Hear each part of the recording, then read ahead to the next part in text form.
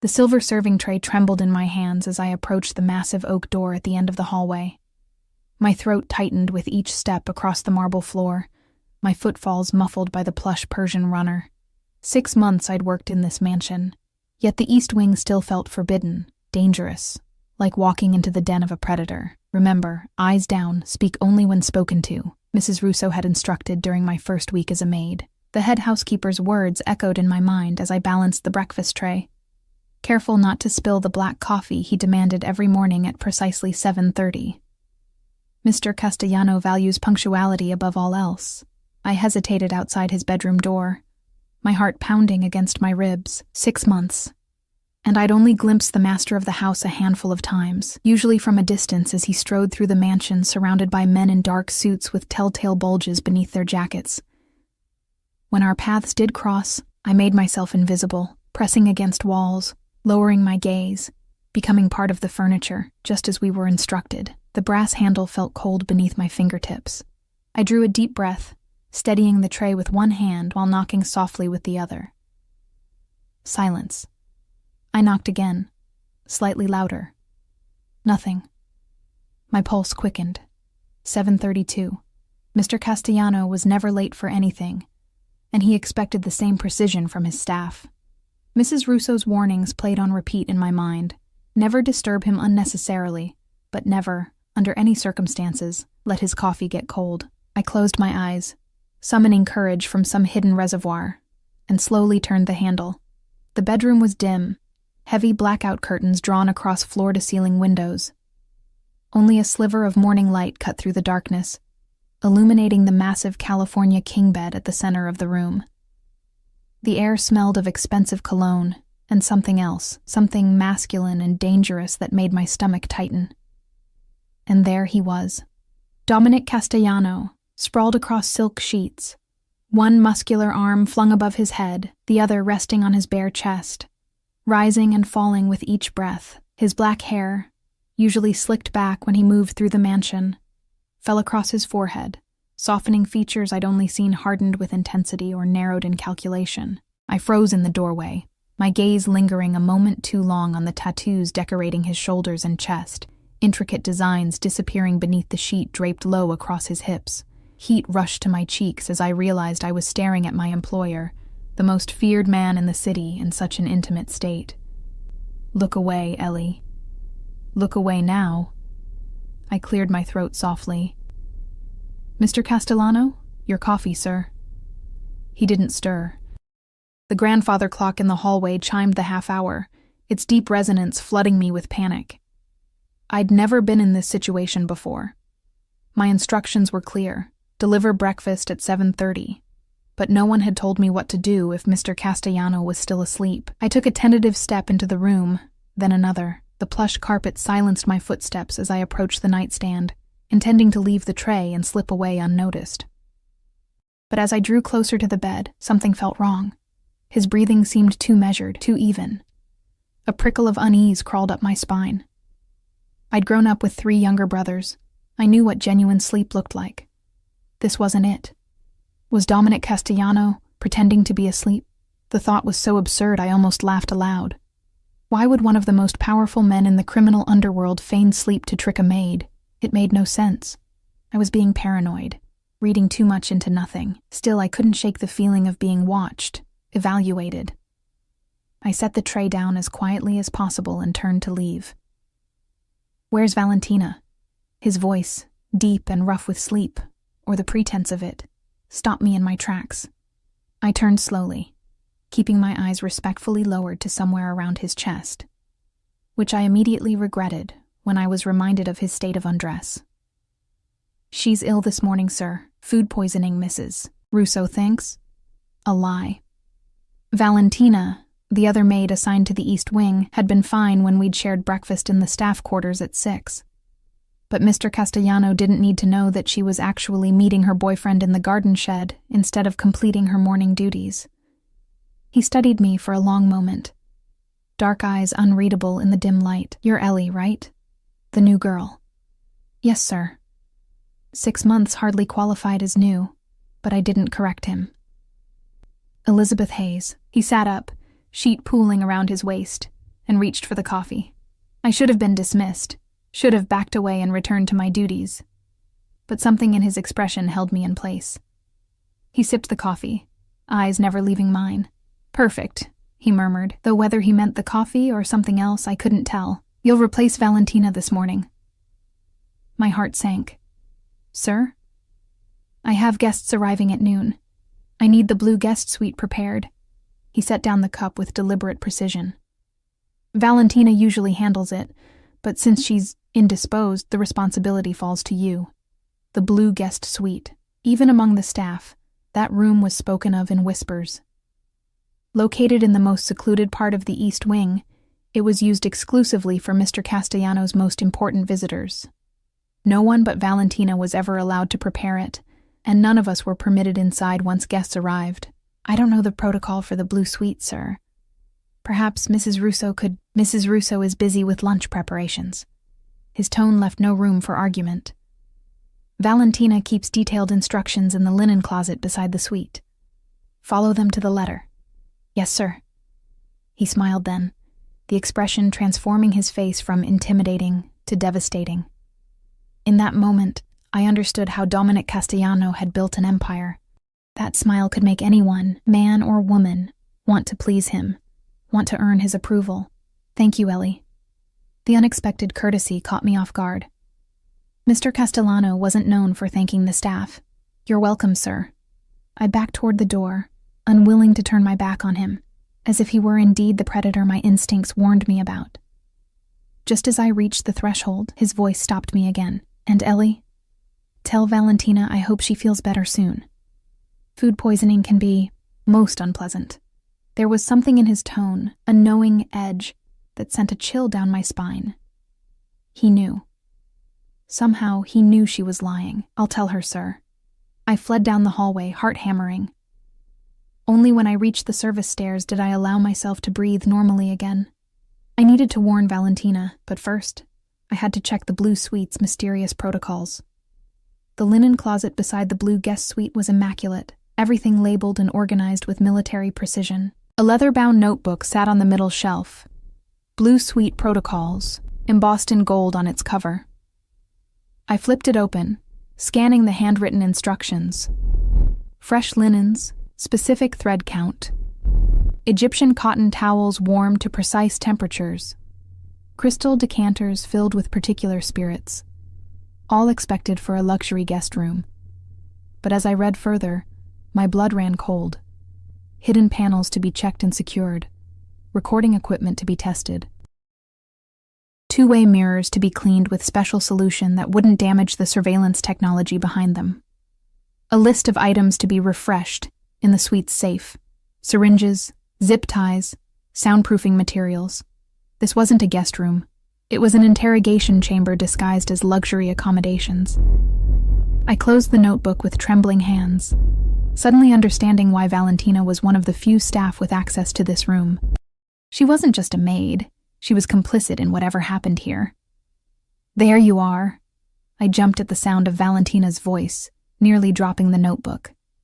She stood in the doorway, cheeks flushed from her rendezvous, dark hair slightly mussed despite her attempts to smooth it. "Jesus, Val, you scared me." I struggled to keep my voice steady. "I thought you were meeting Marco." She waved a dismissive hand. "He had to start his shift early. What are you doing here? This isn't your section." I held up the notebook. "Castellano asked me to prepare the blue suite, since you're supposedly sick with food poisoning." Her olive complexion paled. "He knows I wasn't sick?" He strongly implied it. "Said to tell you he hopes you feel better soon, in a way that made it clear he knows you're lying." I handed her the notebook.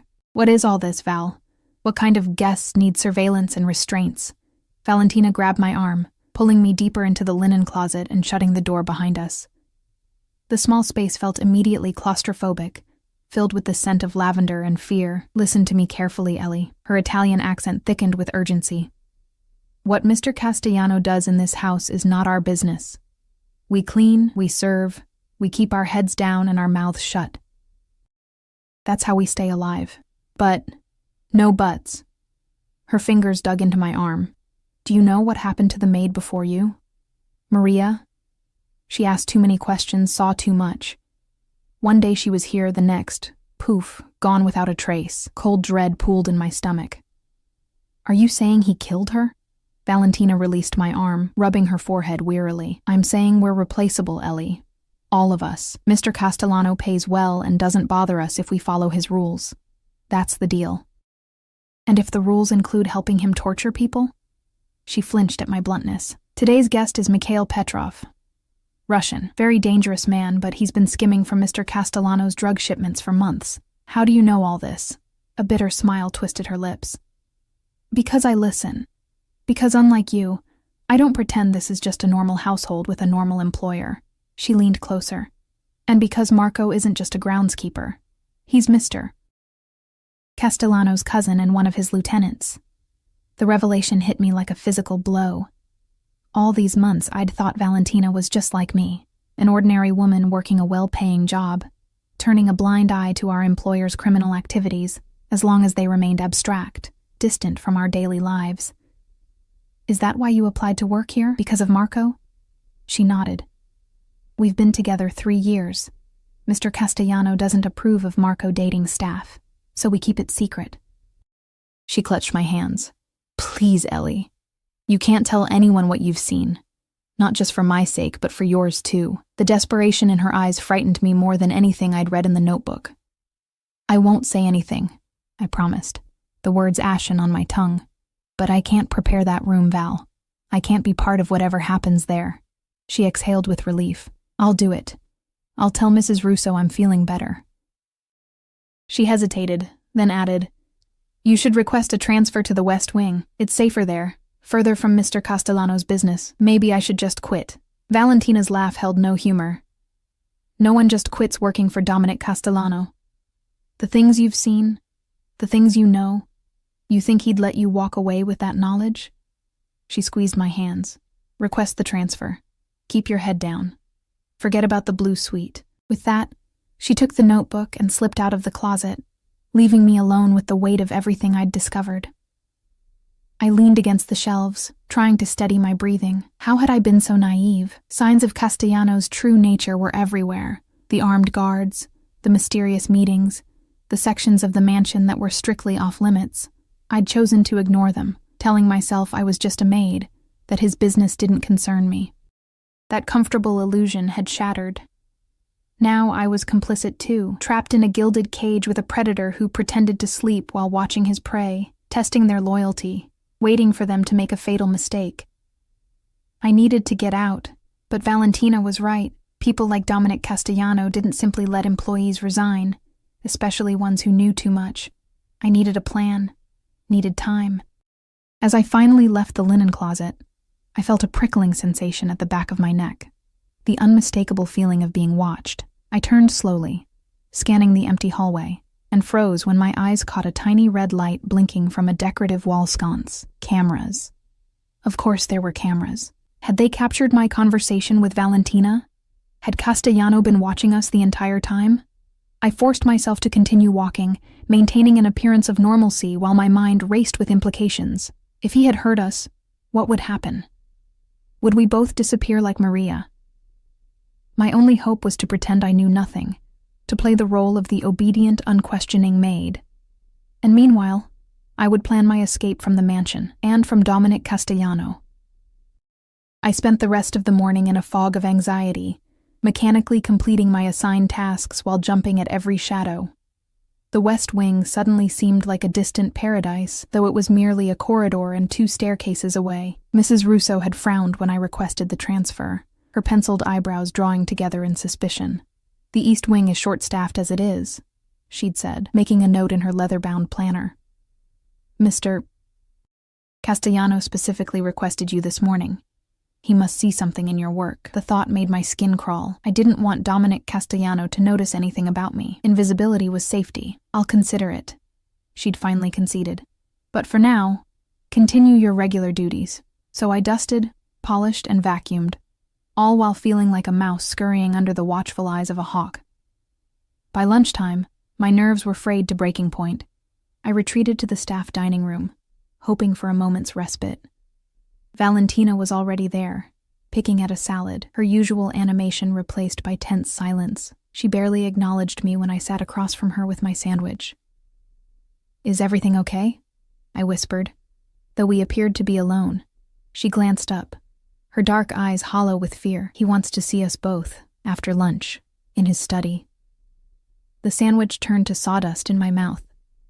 "Why?" He didn't say. Neither of us spoke further, the weight of dread making conversation impossible. I forced myself to eat, knowing I'd need strength for whatever was coming. But each bite threatened to choke me. At precisely 1 o'clock, we stood outside Castellano's study, 2 lambs awaiting slaughter. Valentina knocked, her knuckles white against the dark wood. "Enter," came his voice, smooth and commanding. The study was a testament to old-world power. Mahogany bookshelves lined with leather-bound volumes, a massive desk that dominated the space, and behind it, Dominic Castellano.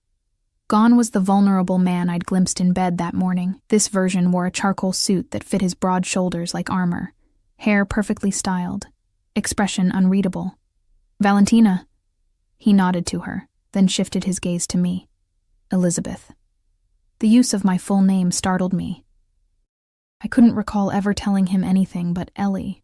"I trust you're feeling better," he addressed Valentina, one dark eyebrow raised in subtle mockery. She paled but maintained her composure. "Yes, sir. Much better." "Good." He leaned back in his leather chair, fingers steepled beneath his chin. "I've been reviewing the household security footage from this morning." My heart plummeted. So he had seen our conversation in the linen closet. "Interesting viewing," he continued. "I'm particularly fascinated by conversations about staff members who allegedly disappeared." His gaze cut to Valentina. "Maria, was it?" Valentina trembled beside me, her breathing shallow. "Sir, He raised a hand, silencing her instantly. "Maria Rodriguez requested a transfer to my Miami property last spring. She currently manages the household staff there, a significant promotion from her position here." His eyes narrowed. "She didn't disappear. She was rewarded for her loyalty and discretion." Heat rushed to my face. I stared at the intricate pattern of the Persian rug beneath my feet, mortified and terrified in equal measure. Which brings me to my current dilemma. Castellano stood, his height imposing even from behind the desk. "I have 2 employees discussing sensitive matters in whispers, spreading rumors. And worst of all..." He walked around the desk, moving with predatory grace, planning to leave my employment without proper notice. He stopped directly in front of us, close enough that I could smell his cologne.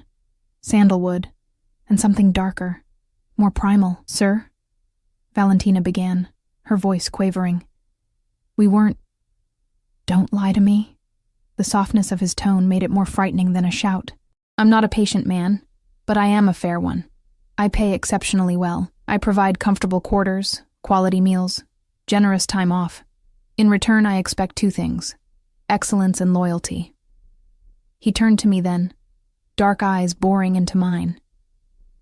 "Elizabeth seems to have concerns about certain aspects of my business. Concerns that have her questioning her continued employment here." I swallowed hard, finding my voice from some reserve of courage I didn't know I possessed. "I apologize for any disrespect, Mr. Castellano. I was startled by what I saw this morning." A flicker of something, surprise perhaps, crossed his features before the mask of control returned. Honesty, refreshing. He returned to his chair, gesturing for us to sit in the 2 leather seats opposite his desk.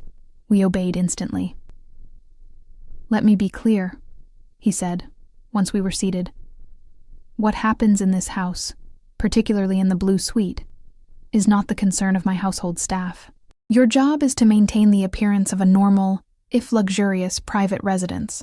Nothing more, nothing less." He fixed his gaze on me. "However, Elizabeth, since you've expressed such curiosity, perhaps a change in your role would be appropriate." My mouth went dry. "Sir." Valentina has served as both maid and assistant during certain business meetings.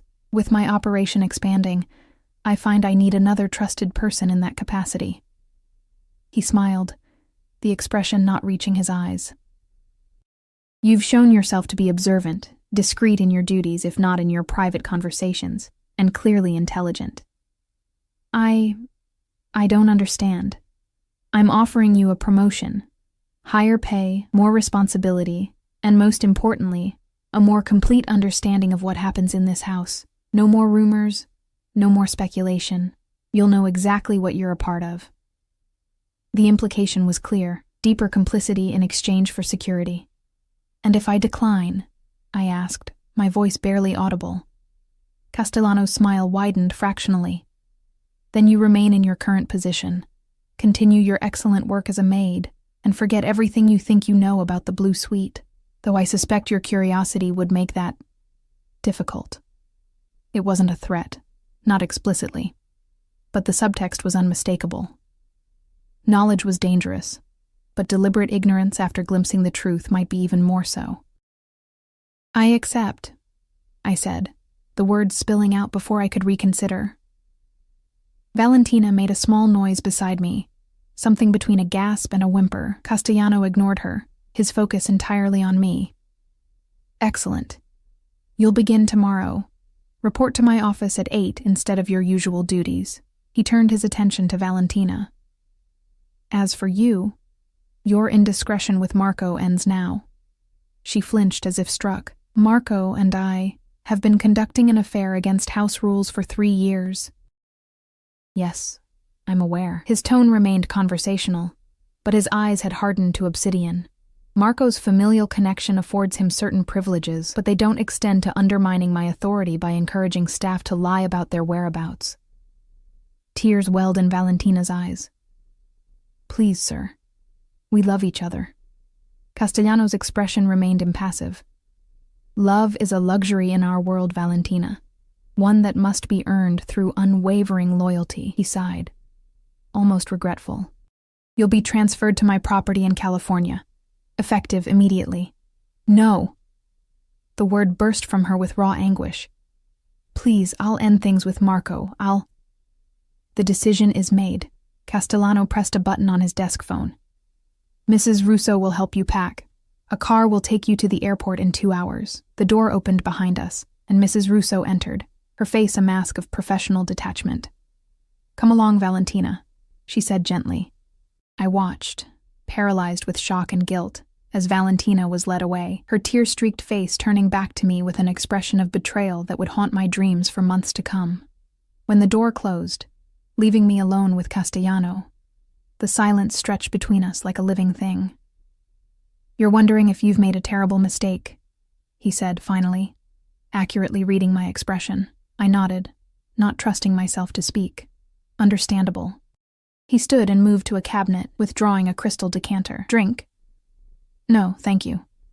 He poured himself 2 fingers of amber liquid, swirled it thoughtfully. Valentina will be fine. California is hardly a punishment. In fact, many would consider it a reward. He took a sip. But she needed to understand that actions have consequences. And Marco? A shadow crossed his face. Family is complicated. Marco will be reassigned to security rather than groundskeeping. His talents are wasted trimming hedges anyway. I gathered my courage. Did you really pretend to be asleep this morning? To test us? The question clearly surprised him. He laughed, the sound rich and unexpected. Direct, aren't you? Yes. I sometimes test my staff. People reveal their true nature when they believe no one is watching. And what did I reveal? Castellano studied me over the rim of his glass. Perception. Intuition. You sensed I was awake when most wouldn't have noticed.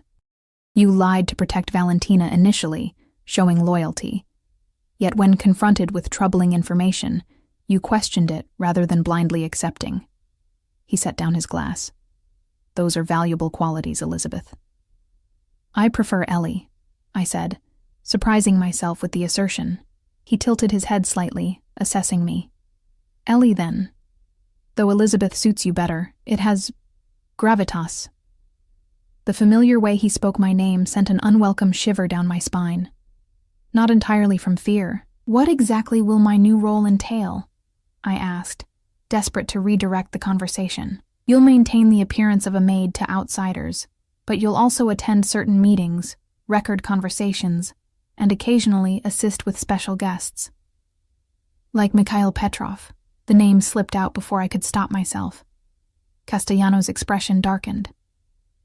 Valentina has a loose tongue. Yes, like Petrov. He moved around the desk again, leaning against it directly in front of me, invading my space. He's been stealing from me for months. Today he'll confess and return what he's taken, and if he doesn't, the smile that curved his lips held no warmth. He will. I should have been repulsed, should have been planning my escape, finding a way out of this mansion and the web Castellano was weaving around me. Instead, I found myself morbidly curious about him, about his world, about the power he wielded so effortlessly. "Why me?" I asked. "There are dozens of staff members. Why choose me for this promotion?" He reached out, his fingers brushing a strand of hair from my face with surprising gentleness. I froze, caught between the urge to recoil and a treacherous desire to lean into his touch. "Because you see me, Ellie, not just Dominic Castellano the boss, the figurehead. You see beneath the surface." His hand dropped away. "That's rare, and dangerous." The grandfather clock in the hallway chimed twice, breaking the strange tension between us. Castellano straightened. "Petrov will be arriving soon. I need to prepare." He returned to his seat, dismissing me with a nod. "Get some rest this afternoon. Tomorrow will be educational." I rose on unsteady legs, moving toward the door with as much dignity as I could muster. As my hand touched the knob, his voice stopped me one last time. "Elizabeth." I turned, finding his dark gaze fixed on me with unsettling intensity. "Remember that everything in this house happens for a reason, including your presence here." The words followed me like a shadow as I fled to my room, locking the door behind me, as if it could keep out the implications of what had just transpired. I sank onto my bed, mind racing. In the space of a single day, I'd gone from anonymous maid to... what? Accomplice? Confidant? Target? I moved to the window, staring out at the manicured grounds that suddenly felt like the perimeter of a beautiful prison. Guards patrolled the gates, their weapons visible even from this distance. In the garden below, I spotted Marco, his handsome face twisted with grief, as a senior security officer spoke to him, likely delivering the news about Valentina. My chest ached with guilt. She'd been sent away while I'd been promoted, all because I'd shown qualities that Dominic Castellano found useful. What did that say about me? A black SUV with tinted windows rolled up the circular driveway, flanked by two identical vehicles. From the center car emerged a heavy-set man with silver hair, his expensive suit failing to disguise the hardness in his bearing. Mikhail Petrov, I presumed. Castellano appeared on the front steps to greet him, all smiles and open arms. The perfect host welcoming an honored guest. No one watching would guess that the blue suite had been prepared for an interrogation rather than rest. I pulled the curtains closed, unable to watch the charade. Tomorrow, I would begin my new role in Castellano's empire. Tonight, I needed to decide who I wanted to be in this dangerous new reality. Victim, survivor, or something more complicated than either. Because one thing was becoming terrifyingly clear. Dominic Castellano had plans for me that went far beyond household duties, and I was already too entangled to simply walk away. Sleep eluded me that night. I tossed and turned in my small but comfortable staff bedroom, replaying the day's events on an endless loop. Each time I closed my eyes, I saw Valentina's face, streaked with tears as Mrs. Russo led her away. I saw Marco in the garden, shoulders slumped in defeat, and most disturbingly, I saw Dominic Castellano's dark, penetrating gaze as he brushed the hair from my face, his touch lingering a moment too long. By the time dawn broke, I'd made no concrete plans beyond simple survival. Observe, learn, and find a way out that wouldn't end with me disappearing or being transferred to another property in Castellano's vast empire. At least, not without my consent. I dressed with extra care, eschewing my usual maid's uniform for the only professional outfit I owned. A charcoal pencil skirt, cream blouse, and sensible black heels I'd brought for job interviews before landing the position at the mansion. The reflection in the mirror looked like a stranger, part secretary, part woman playing dress-up in clothes she didn't quite belong in. At precisely 8 o'clock, I knocked on Castellano's office door, my heart hammering against my ribs. "Enter." He sat behind his massive desk, papers spread before him, reading glasses perched low on his nose. an oddly humanizing detail that caught me off guard. He glanced up, eyes flickering over my appearance with an approving nod, before removing his glasses. "Good morning, Elizabeth." "Good morning, Mr. Castellano." I remained standing just inside the door, uncertain of my place in this new dynamic. "Coffee?" He gestured to an elegant silver service on a side table. "Help yourself. And pour me a cup as well, Black." I complied, grateful for the familiar task amidst so much uncertainty. The routine of preparing coffee steadied my hands, gave me a moment to compose myself. "Your conversation with Mr. Petrov yesterday," I began, setting his cup before him. "Was it productive?" Something like amusement flickered in his eyes. "Very. He's currently recovering in the Blue Suite. You'll bring him lunch later today." The casual way he referred to recovering, as if Petrov were convalescing from illness rather than whatever had transpired in that room, sent a chill through me. "He's still here?" I couldn't mask my surprise. Castellano sipped his coffee. Mikhail and I reached an understanding, but certain details remained to be finalized. "He'll be our guest for another day or two." I took the seat across from him when he motioned for me to sit, perching on the edge as if ready to flee. "You have questions," he stated, setting down his cup. "Ask them." The invitation, or was it a command, hung between us. I hesitated, weighing the dangers of curiosity against the risks of remaining ignorant.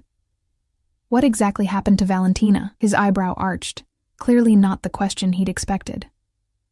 "She's on a plane to San Francisco. As I said, my estate there is quite beautiful.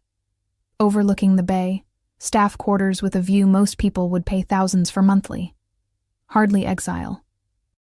But away from Marco, away from everything she knows. Actions have consequences, Elizabeth." He leaned forward, intensity radiating from him like heat. "Valentina compromised security protocols, lied about her whereabouts while on duty, and spread malicious rumors about my treatment of staff. In most organizations, that would result in termination. In mine, it means reassignment." I nodded slowly, processing his words. There was a cold logic to his punishment, a twisted fairness I hadn't expected. "And what happens if I fail to meet your expectations in my new role?" The question hung between us, more revealing than I'd intended. Castellano studied me for a long moment, his expression softening fractionally. "You won't." The simple confidence in his words was more unsettling than any threat could have been. "But if I did," I pressed.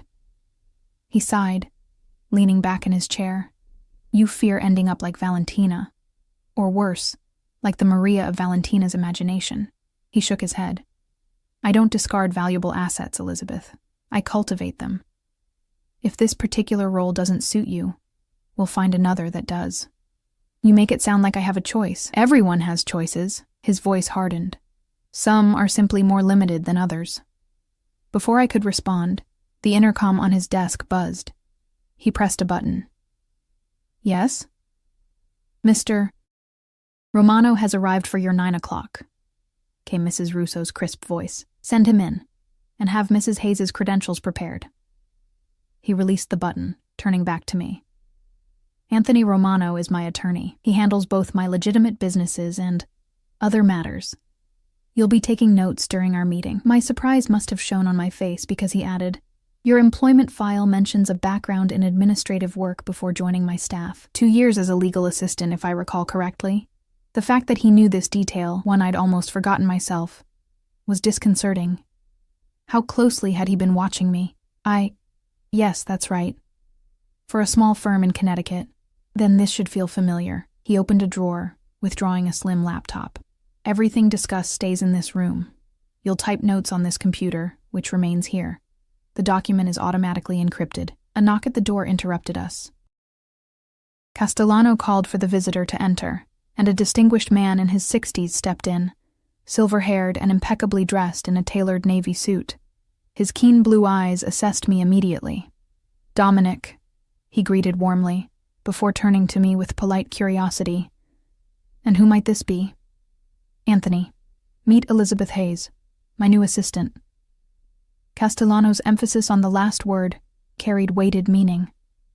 "Elizabeth, Anthony Romano, who keeps me on the right side of the law, usually. Romano's handshake was firm, his smile not quite reaching his eyes. Pleasure, Ms. Hayes. I wasn't aware Dominic was looking for an assistant. A recent development, Castellano replied smoothly. Elizabeth has shown exceptional awareness that suits her for more responsibility. The attorney's smile tightened almost imperceptibly. I see.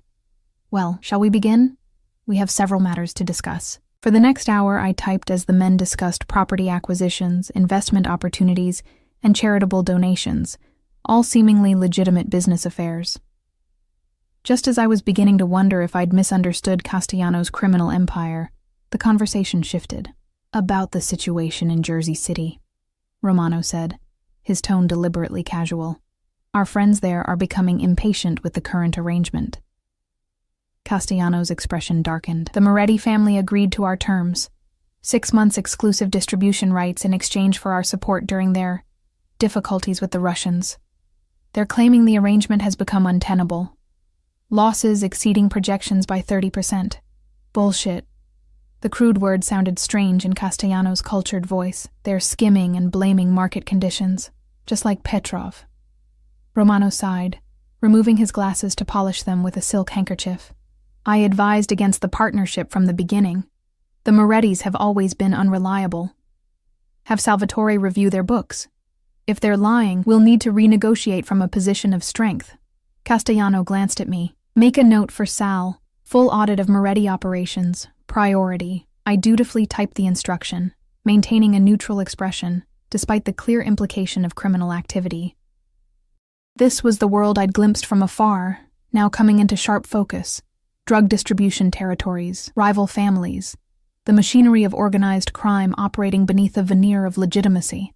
The meeting continued, shifting between legal business and criminal operations with unsettling fluidity. Throughout it all, I typed, observed, and tried to reconcile the sophisticated businessman before me with the implied violence of his other dealings. When Romano finally departed, I saved the document as instructed and closed the laptop. You did well, Castellano said, studying me with that penetrating gaze. Most people show more discomfort during their first exposure to the less public aspects of my business. I'm very good at hiding my discomfort, I replied honestly. That earned me a genuine laugh, the sound warming his features in a way that was dangerously appealing. Honest, at least. He checked his watch. It's nearly noon. Time for you to meet our guest. My stomach tightened with dread. Mr. Petrov. Indeed. Castellano rose, straightening his already immaculate suit. Mrs. Russo has prepared a meal for him. You'll deliver it and assess his condition. I'm not medically trained, I protested weakly. A fact I'm well aware of.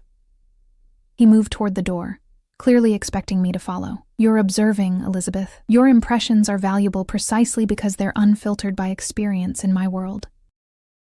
The blue suite was located at the far end of the east wing, its double doors guarded by 2 men whose bulky jackets poorly concealed their weapons. They nodded respectfully to Castellano, one opening the door for us without comment.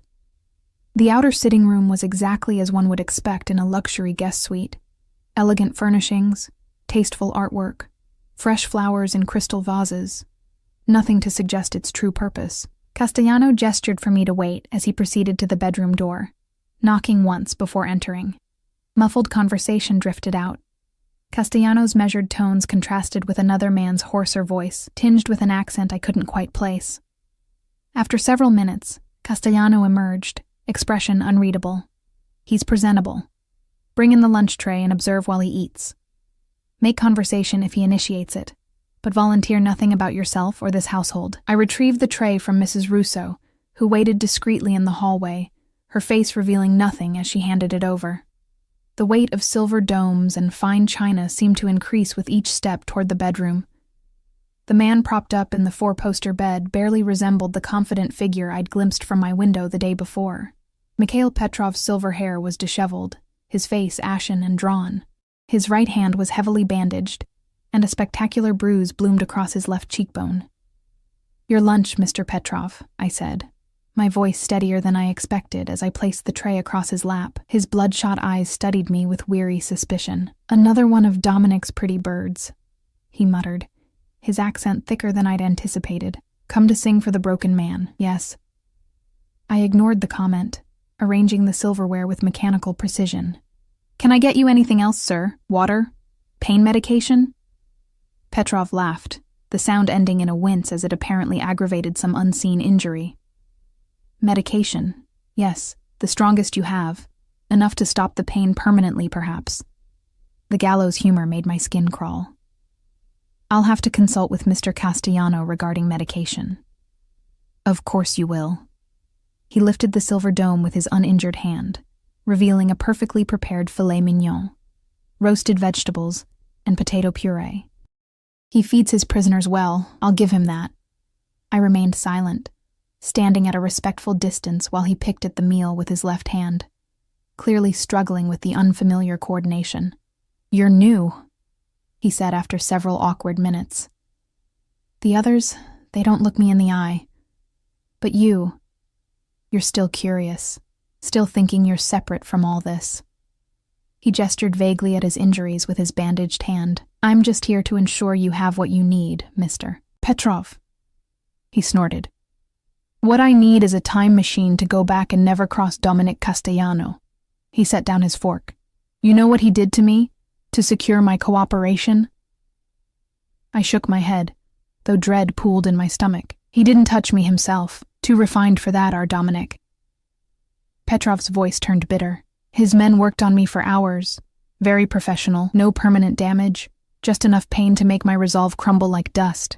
He held up his bandaged hand. "Then Dominic enters, all apologies about the unpleasantness. Says we can end this easily. Takes out a beautiful antique letter opener from his pocket.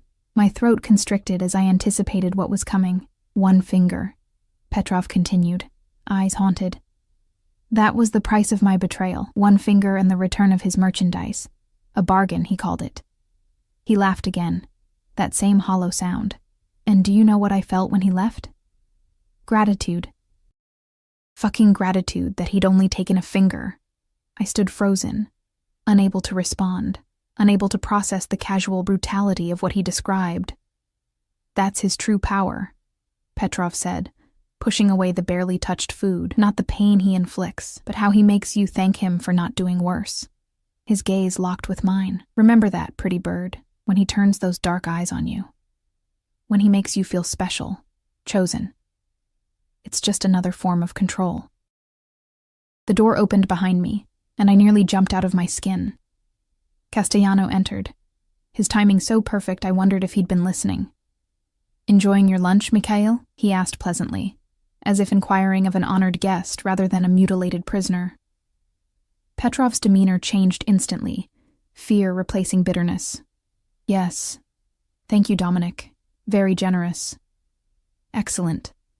I trust Ms. Hayes has been attentive to your needs?" "Very professional," Petrov mumbled, eyes downcast. "Elizabeth, please take the tray and give us a moment."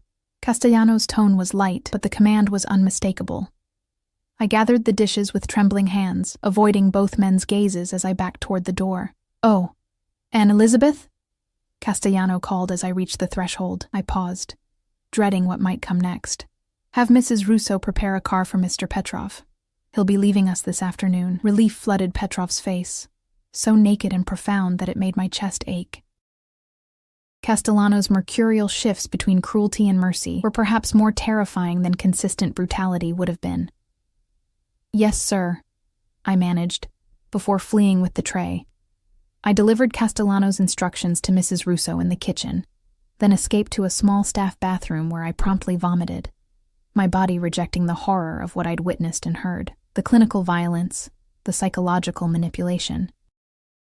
The way both men had looked at me, Petrov with pity, Castellano with expectation. When I'd composed myself, splashing cold water on my face and rinsing my mouth, I stared at my reflection in the small mirror. Who was this woman with haunted eyes looking back at me? How had I gone from dusting antiques to facilitating torture in the space of 24 hours? Petrov's warning echoed in my mind. When he makes you feel special, chosen, it's just another form of control. And yet, wasn't there truth in what Castellano had said as well? Everyone has choices, Some are simply more limited than others. My choice now was clear: play along, gain his trust, and find a way out that wouldn't end with me broken like Petrov or exiled like Valentina. Because one thing was certain: I couldn't remain in Dominic Castellano's world and keep my soul intact. I straightened my blouse, smoothed my hair, and prepared to return to the lion's den, my mind already formulating a plan that felt both impossible and absolutely necessary. I would escape this gilded cage, no matter what it took. 3 weeks passed in a blur of disturbing revelations and moral compromises. Each day, I sank deeper into Castellano's world, learning its rhythms and rules, storing away information that might eventually secure my freedom. I recorded meetings, transcribed conversations, and maintained the facade of the perfect assistant, efficient, discreet, and apparently untroubled by the criminal enterprise unfolding around me. Castellano grew to rely on my presence. What had begun as note-taking expanded into managing his schedule, screening calls, and occasionally accompanying him to restaurants or legitimate business functions. To the outside world, I was simply his capable assistant. Within the mansion, everyone from Mrs. Russo to the security team now deferred to me as Castellano's trusted proxy. The power was as intoxicating as it was terrifying. "You've exceeded my expectations," Castellano remarked one evening as we worked late in his study, reviewing property acquisitions for a new restaurant, a legitimate business used to launder less legitimate income. "Most people in your position would have broken by now." I looked up from the spreadsheets, maintaining my carefully constructed mask of professional detachment. "I'm adaptable." "Indeed." He leaned back in his chair, studying me with that penetrating gaze that still made my heart race, though whether from fear or something else I couldn't always tell. "But adaptation isn't the same as acceptance." I set down my pen. "Is acceptance what you want from me, Mr. Castellano?" He smiled slightly. "After 3 weeks, I think you've earned the right to call me Dominic, at least in private." The implied intimacy of the permission wasn't lost on me. It represented a shift in our dynamic, another step toward the invisible line separating professional distance from dangerous closeness. "Is acceptance what you want from me, Dominic?" I repeated, testing the weight of his name on my tongue. He rose and moved to the sideboard, pouring 2 glasses of wine without asking if I wanted one. "What I want," he said, handing me a glass of deep burgundy liquid, "is for you to stop planning your escape." The wine sloshed as my hand trembled. "I don't know what you mean." "Don't insult my intelligence, Elizabeth." His tone remained conversational, but his eyes hardened. "The careful questions about my schedule, the interest in security protocols, the way you've befriended my drivers, learning the rotation of shifts." He took a measured sip of wine. "Gathering intelligence is the first step in any strategic exit." Fear coursed through me, cold and paralyzing. I'd been so careful, so subtle in my information gathering. Yet he'd seen through me as if my thoughts were written on my skin. "Are you going to stop me?" I asked quietly. To my surprise, he laughed. "If I wanted to stop you, we wouldn't be having this conversation. You'd be joining Valentina in California, or perhaps my property in Montana. Much more remote, fewer opportunities to slip away unnoticed." I set down the untouched wine, my mouth dry with dread. "Then what do you want?" "I want you to make an informed decision." He moved closer, perching on the edge of his desk mere inches from where I sat. "You've seen the ugly parts of my world, Elizabeth. The violence, the retribution, the necessary evils of maintaining power." I thought of Petrov's bandaged hand, of whispered conversations about rivals who had disappeared, of ledgers tracking drug shipments and protection payments. "Yes," I whispered. "I've seen enough." "But you haven't seen everything." His voice softened. "The 300 jobs created by my legitimate businesses. The addiction recovery center I fund anonymously on the East Side. The families of fallen associates whose children's education I ensure is paid through college." I frowned, thrown off balance by this unexpected perspective. "You're saying the good outweighs the bad?" "I'm saying there's balance in all things." He reached out, tucking a strand of hair behind my ear, his fingers lingering against my cheek. "Including me." I should have pulled away from his touch. Instead, I found myself leaning into it, starved for gentle human contact after weeks of fear and isolation. Why are you telling me this? My voice sounded strange to my own ears. Breathless, vulnerable. His thumb brushed my cheekbone with surprising tenderness. Because I don't want you to leave, Elizabeth. And I'd rather convince you to stay willingly than force the issue. The admission hung between us, raw and honest in a way little else in this house had been. I searched his dark eyes, looking for manipulation or deceit, but found only intensity and something that looked disturbingly like genuine desire. I need time, I managed, pulling back from his touch before I could forget all the reasons to fear this man. To think. He nodded, returning to his chair with fluid grace, as if our moment of intimacy had never happened. Take the weekend. Monday morning we'll discuss your decision. The abrupt shift back to business was disorienting. And if I still want to leave, then I'll require 2 weeks' notice, during which you'll train your replacement. His smile held no warmth, and signed several extremely comprehensive non-disclosure agreements, of course. The casual mention of a replacement sent an unexpected pang through me. Jealousy? Surely not. I should be relieved at the prospect of escape, not territorial over a position I'd never wanted. Of course, I echoed, gathering my papers with hands that only slightly trembled. Will that be all for tonight? He nodded, already turning his attention back to the documents before him. Good night, Elizabeth. Good night, Dominic. I retreated to my room, mind spinning with the implications of our conversation. He'd known about my escape plans all along, yet had allowed me to continue. Why? As a test? A game? Or was his stated desire for me to stay voluntarily genuine? More troubling was my own reaction to his touch, to the intimacy he'd offered so unexpectedly. Stockholm Syndrome, I told myself firmly, a psychological response to prolonged captivity and stress. Nothing more. Yet as I lay in bed that night, it wasn't fear that kept me awake, but the memory of his fingers against my skin and the unwelcome warmth they had ignited. Saturday morning dawned bright and clear, a beautiful autumn day that seemed at odds with my turmoil. I dressed in jeans and a sweater, civilian clothes that reminded me I was a person outside of this mansion and its master. Mrs. Russo raised an eyebrow when I appeared in the kitchen, my casual attire marking me as off-duty. Mr. Castellano mentioned you'd be taking personal time this weekend, she said, sliding a cup of coffee across the counter. Any plans? The question seemed innocent, but in this house, nothing was without layers. Just catching up on reading, maybe a walk in the gardens. She nodded, apparently satisfied with my mundane intentions. The roses are particularly lovely this time of year, near the south gate, especially. I froze with the cup halfway to my lips. The south gate was the least guarded entrance to the property, a fact I'd noted during my careful reconnaissance. Was Mrs. Russo suggesting? Before I could decipher her meaning, Marco entered the kitchen, his handsome face drawn with tension. Since Valentina's departure, he'd been a ghost of his former self, performing his security duties with mechanical precision.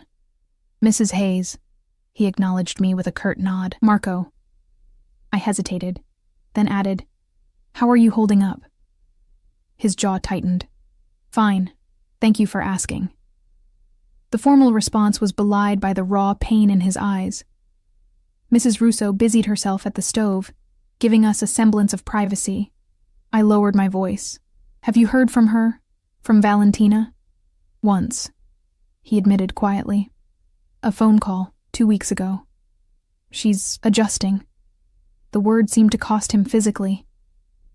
She says the California estate is beautiful. Golden Gate visible from her window, just as Castellano had claimed. A gilded cage, but a cage nonetheless. I'm sorry, I offered inadequately. For my part in what happened, Marco's expression softened slightly. It wasn't your fault. We knew the risks. He glanced around, then leaned closer. Be careful, Elizabeth. The boss has plans for you. I've seen how he watches you. A shiver ran down my spine. What do you mean? Just watch yourself. Dominic Castellano doesn't form attachments easily, but when he does... Marco shook his head. It's intense. Before I could press for details, another security team member called for Marco from the doorway. He excused himself, leaving me with more questions than answers, and the unsettling implication that Castellano's interest went beyond my usefulness as an assistant.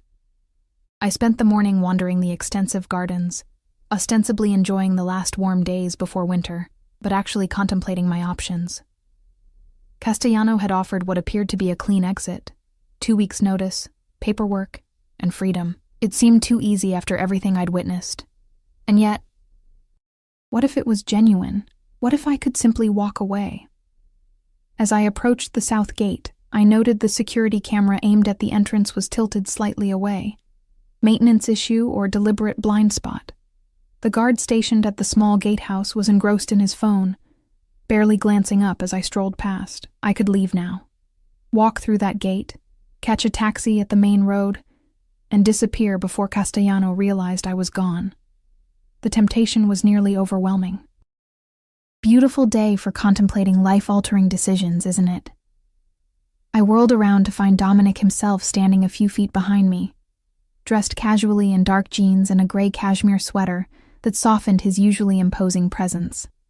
Without his suits and the backdrop of his office, he looked almost normal, handsome in a way that made my pulse quicken despite everything I knew about him.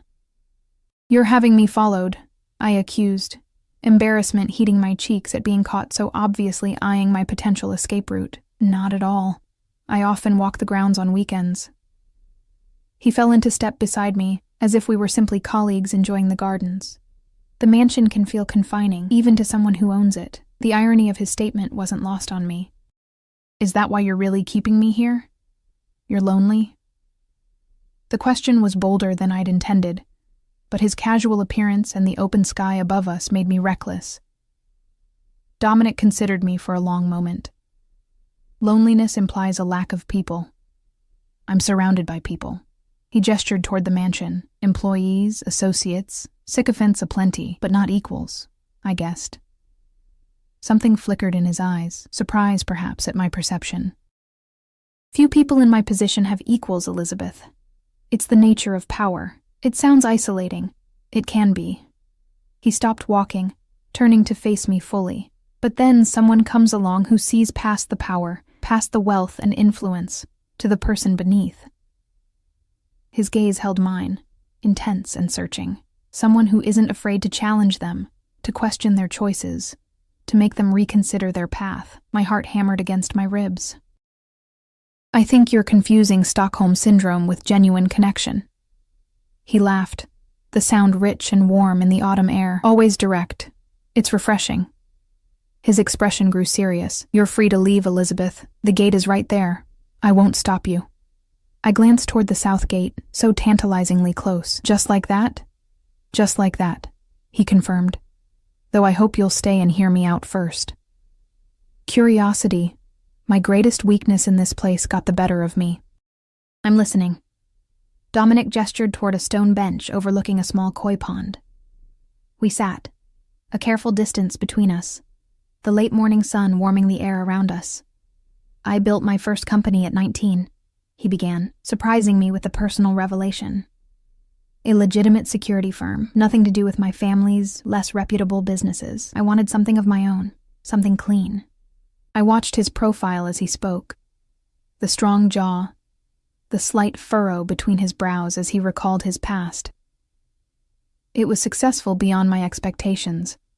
By 25, I had contracts with major corporations, a growing staff, a future that could have taken me completely away from my family legacy. He paused, his expression darkening. Then my father was killed. Rival organization. The old rules of respect and territory meant nothing to them. "I'm sorry," I said reflexively, then wondered why I was offering sympathy to a man who had ordered torture. He acknowledged my words with a slight nod. With my father gone, our family business was vulnerable. My choices were simple: walk away and watch everything collapse, or step in. His hands clasped together, knuckles whitening. I chose to step in, to protect what was ours, to ensure those loyal to my father wouldn't suffer. It became the very thing you'd tried to escape, I observed quietly. His gaze met mine, surprise and something like respect flickering in his dark eyes. "Yes, but I brought my legitimate skills with me: organization, strategy, vision. I transformed an old-school criminal operation into a modern enterprise, minimized violence, expanded legitimate holdings, yet you still cut off Petrov's finger, I challenged. Yes, he admitted without hesitation. Because in my world, betrayal must have consequences. Visible, memorable consequences that discourage others from similar choices. He sighed, running a hand through his dark hair. I don't expect you to understand or approve. I'm simply offering context. Why? Why does it matter what I think of you? The question hung between us, more revealing than I'd intended. Dominic turned toward me, his knee nearly touching mine on the narrow bench. Because in 3 weeks, you've seen me more clearly than people who have known me for years. You don't flinch from the ugliness, but you don't dismiss the possibility of something better either. His voice lowered. You make me want to be the man I intended to become before fate intervened. The raw honesty in his voice stole my breath. This wasn't manipulation or seduction, or if it was masterfully done. This was a glimpse of the man beneath the Mafia boss, the road not taken. I don't know what to say to that, I admitted. Say you'll stay, he replied simply. Not as my employee, but as a partner. Someone who can help bridge my two worlds with her intelligence and perspective. Partner, I repeated carefully. In what sense? His lips curved in a smile that transformed his face, softening the hard edges of power into something dangerously appealing. In whatever sense develops naturally between us. No pressure, no expectations beyond mutual respect. It was tempting, more tempting than I wanted to admit. The attraction I'd been fighting since that first morning in his bedroom had only grown as I'd glimpsed the complexity beneath his controlled exterior, but the danger hadn't diminished. I need more time, I said finally, to think, to be sure. He nodded, accepting my hesitation without visible disappointment. Of course. He stood, offering his hand to help me up from the bench. Take all the time you need. I placed my fingers in his, allowing him to pull me to my feet. The contact sent a jolt of awareness through me that had nothing to do with fear, and everything to do with the electricity that had been building between us. Thank you for your honesty, I said, withdrawing my hand before the touch could linger. Thank you for listening. He stepped back, giving me space. Whatever you decide on Monday, Elizabeth, know that I respect your choice. He walked away then, leaving me beside the koi pond with the south gate still visible in the distance, and the realization that my decision had just become infinitely more complicated. Because despite everything I knew about Dominic Castellano, despite the violence and manipulation I'd witnessed, I was no longer certain that leaving was what I truly wanted. Sunday passed in a fog of indecision. I alternated between packing my meager belongings and unpacking them again, drafting resignation letters I couldn't bring myself to finish, and standing at my window watching the comings and goings of Castellano's empire with new eyes. By evening, I was no closer to a decision. I avoided the common areas, having meals delivered to my room by a sympathetic kitchen staff member who asked no questions about my self-imposed isolation. If Dominic wondered about my absence, he didn't seek me out, true to his word about giving me space to think. Sleep eluded me that night. I tossed and turned, replaying every interaction with Dominic since that first morning when I'd caught him pretending to sleep. Had he been testing me even then? Identifying qualities he could use? Or had he genuinely seen something in me that resonated with the man he might have become under different circumstances? Around 3 a.m, I gave up on rest and slipped from my room, padding barefoot through the silent mansion to the library, a quiet refuge I'd discovered during my second week. The vast room with its floor-to-ceiling bookshelves and comfortable reading nooks had become my sanctuary when the weight of what I was witnessing became too much. I didn't bother with lights, the full moon streaming through tall windows providing enough illumination to navigate to my favorite armchair in the corner. I curled up, drawing my knees to my chest, and stared out at the silvered landscape beyond the glass. Couldn't sleep either. I nearly jumped out of my skin at the soft voice from the shadows. Dominic emerged from the darkness near one of the bookshelves, a leather-bound volume in his hands. Like me, he was dressed for sleep. Loose pajama pants and a simple t-shirt that made him look younger, more vulnerable than the powerful figure he presented to the world. I didn't realize anyone was here, I said, my voice slightly unsteady.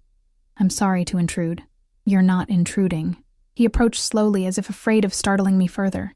I often read here when sleep proves elusive. Something about the quiet and the books. It settles the mind. I nodded, understanding exactly what he meant. What are you reading? He held up the volume. Marcus Aurelius, Meditations, Ancient Wisdom for Modern Problems. A self-deprecating smile crossed his lips. Though I doubt the emperor ever had to deal with Russian drug smugglers or rival crime families. Despite everything, I found myself smiling. Probably not. Though politics in ancient Rome could be just as cutthroat from what I've read. True enough. He hesitated, then gestured to the chair opposite mine. May I? I nodded, and he settled into the matching armchair, close enough for conversation but maintaining a respectful distance. Have you made your decision? He asked after a moment of comfortable silence. No, I admitted. Every time I think I have, I change my mind again. He studied me in the moonlight, his expression thoughtful. What's the strongest argument for leaving? The directness of the question caught me off guard. You cut off a man's finger, I said bluntly. You ordered Valentina sent away from the man she loved as punishment for lying about her whereabouts. You run a criminal enterprise that profits from drugs, violence, and fear. He didn't flinch from the accusations. All true. And for staying? I hesitated, the answer more difficult to articulate. I think you want to be better, to find a path back to the man you intended to be before your father died. And perhaps I could help with that. Is that enough? He asked softly. To counterbalance the darkness you've seen? I don't know. I looked down at my hands, twisted in my lap. Logic says I should walk away. Self-preservation demands it. But? I met his gaze, moonlight casting shadows across features I'd grown to know intimately over the past weeks, but I've never felt more alive than I have here. More seen. More, I struggled for the right word, essential. He supplied. Yes. The simple truth of it resonated through me. And that terrifies me, because I don't know if it's real or just another form of manipulation. If I'm seeing the man, or the mask.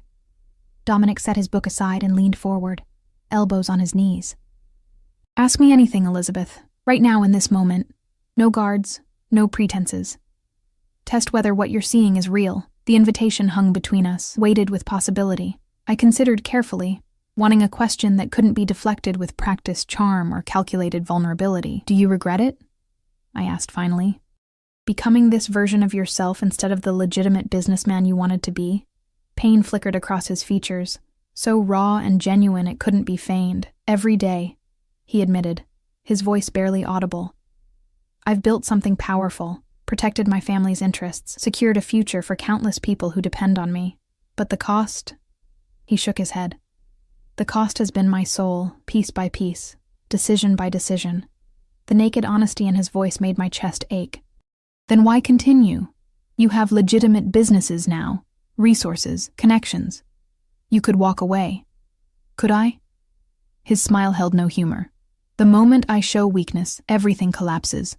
Rivals move in, territory is lost, and the people under my protection suffer. It's a machine that requires constant maintenance, constant vigilance. He ran a hand through his disheveled hair. But recently I've been considering alternatives. What kind of alternatives?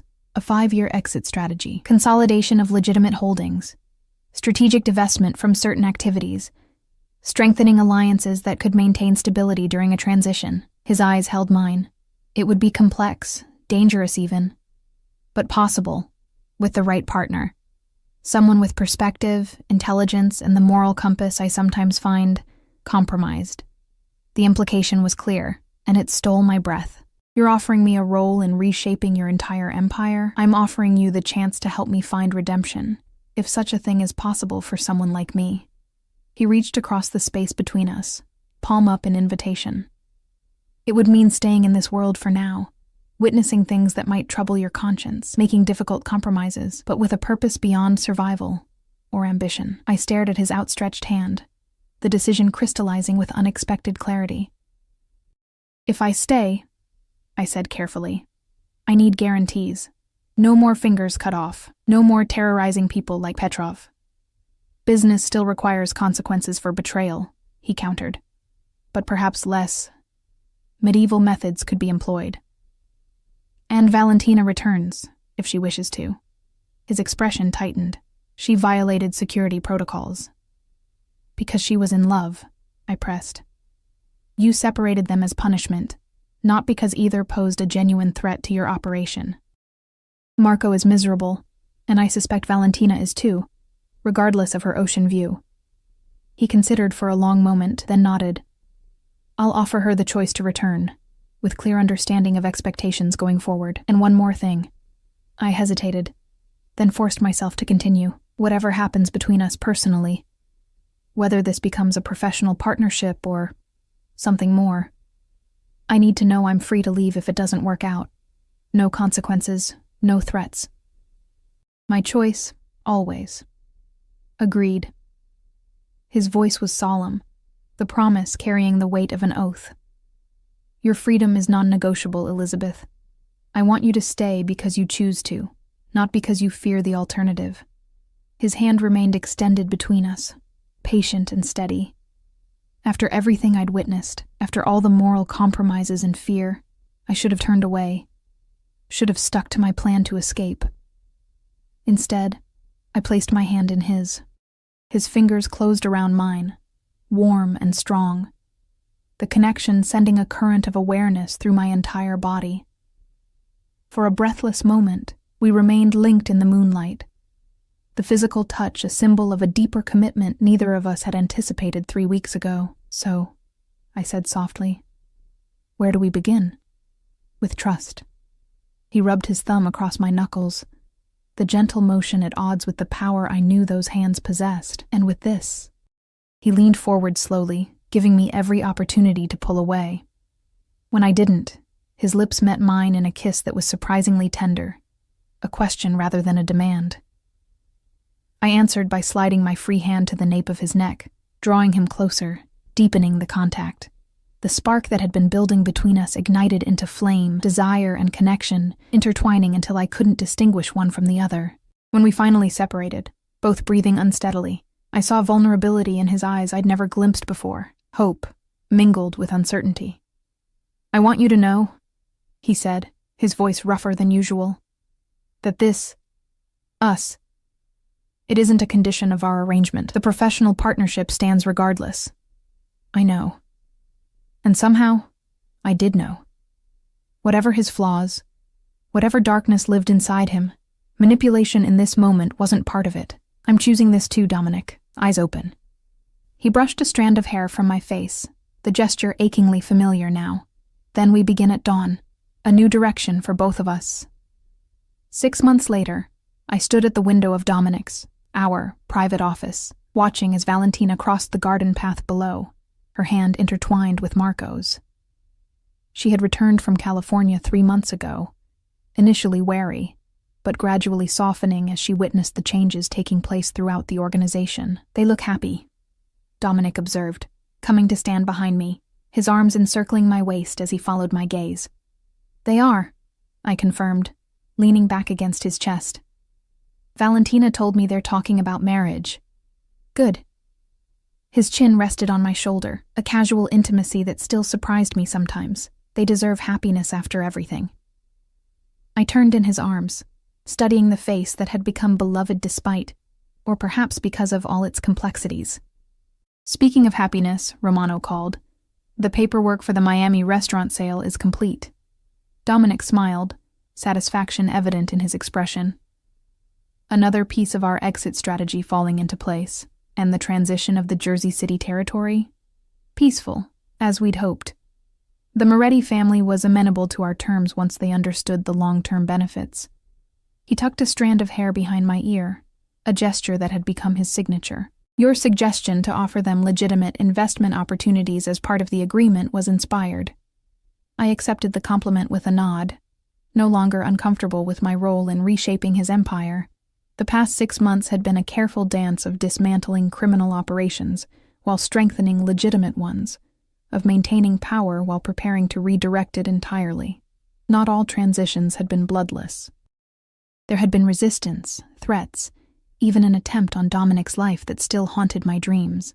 But we had weathered each challenge together, his strategic brilliance complemented by my moral compass and fresh perspective.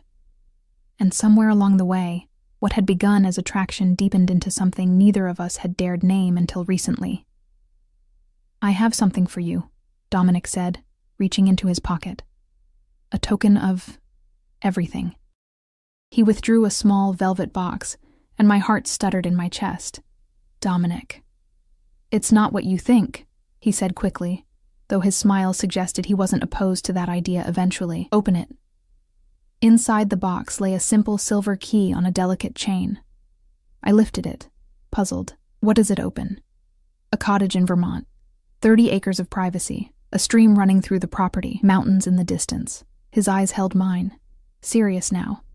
Our sanctuary, when this is all finished. A place to begin again, away from the world we're leaving behind." Tears pricked my eyes as I understood the significance. It wasn't just a gift, it was a promise.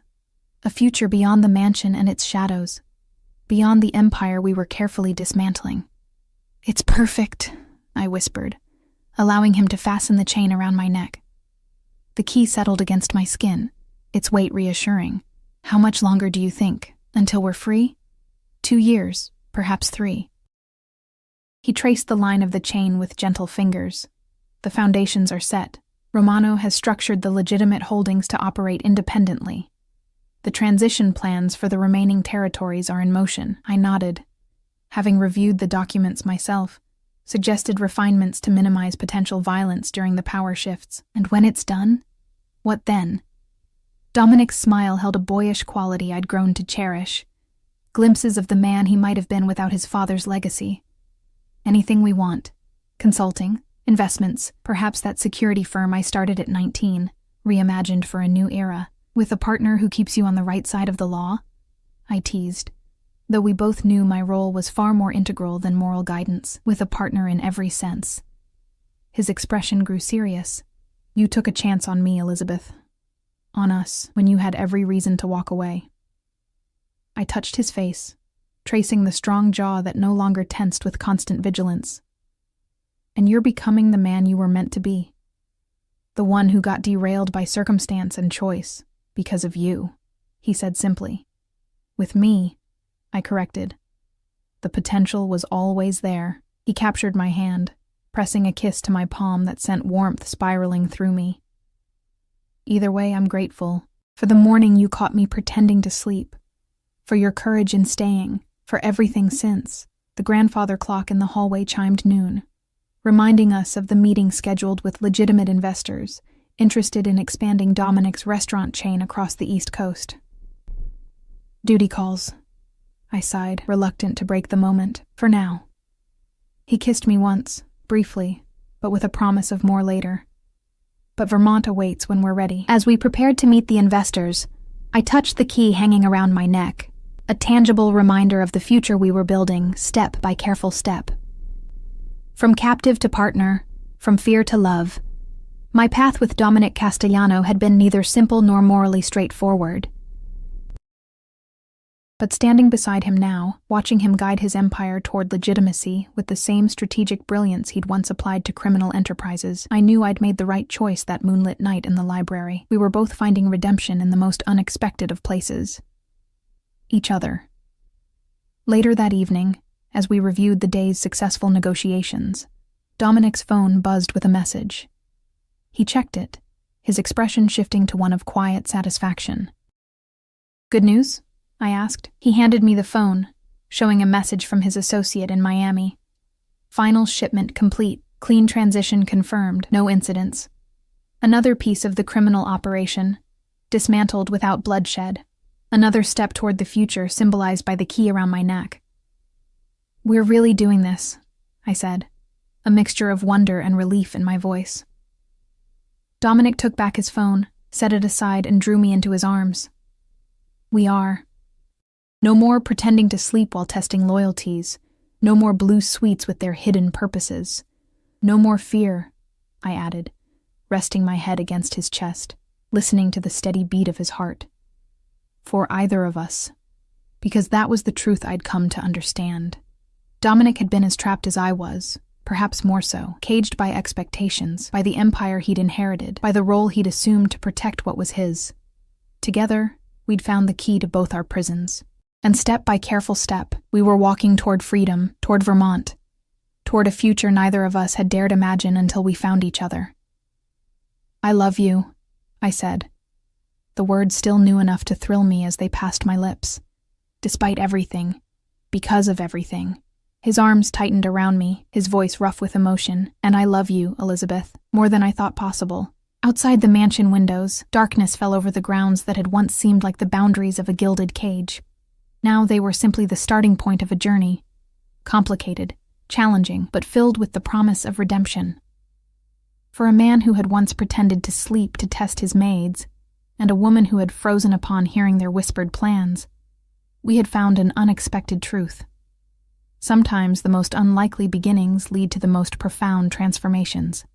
And as Dominic's lips found mine once more, I knew with absolute certainty that our transformation was just beginning.